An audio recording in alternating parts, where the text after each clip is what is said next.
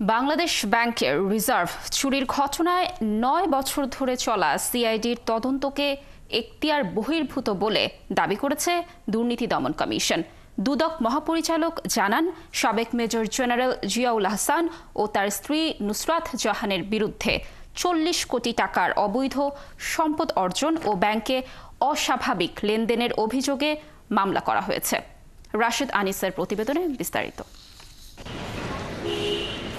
বৃহস্পতিবার বিকেলে সংবাদ সম্মেলন করে দুদক মহাপরিচালক জানান, রিজার্ভ চুরির ঘটনায় বাংলাদেশ ব্যাংকের কর্মকর্তারা জড়িত থাকায় বিধি অনুযায়ী এই দুর্নীতির তদন্তের একমাত্র এখতিয়ার দুদকের।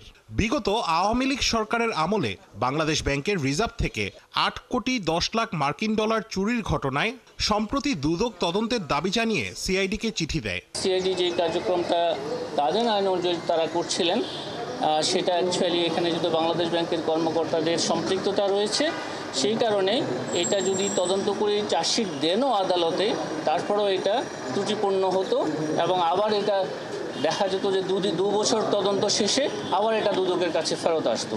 তো সেটা আমরা আগেই সংশোধনের জন্য এই উদ্যোগটা গ্রহণ করা হয়েছে। এদিকে বরখাস্ত সেনা কর্মকর্তা এনটিএমসির সাবেক মহাপরিচালক জিয়াউল আহসান ও তার স্ত্রীর বিরুদ্ধে মামলা করেছে দুদক। তাদের বিরুদ্ধে ৪০ কোটি টাকার অবৈধ সম্পদ অর্জন ও ৩৪২ কোটি টাকার সন্দেহজনক লেনদেনের প্রমাণ পেয়েছে সংস্থাটি। মামলা হয়েছে বগুড়া ৫ আসনের সাবেক এমপি হাবিবুর রহমানের বিরুদ্ধেও। অনুমোদিত মামলাতে আসামির সংখ্যা ২ জন,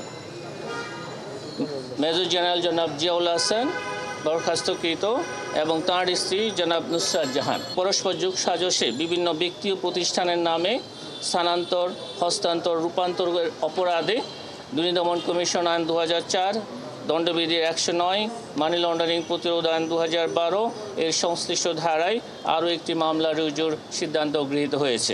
জমি দখলের অভিযোগে মামলা হয়েছে সাবেক প্রতিমন্ত্রী কুজেন্দ্র লাল ত্রিপুরার বিরুদ্ধেও।